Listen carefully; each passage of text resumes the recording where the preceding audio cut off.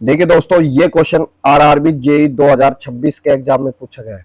3 की पावर 939 को अगर 8 से डिवाइड करते हैं तो रिमाइंडर क्या बचेगा।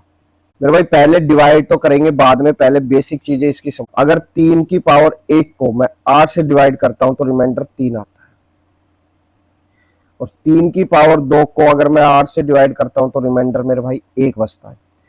3 की पावर 3 को अगर 8 से डिवाइड करता हूं तो रिमाइंडर 3 बचता है।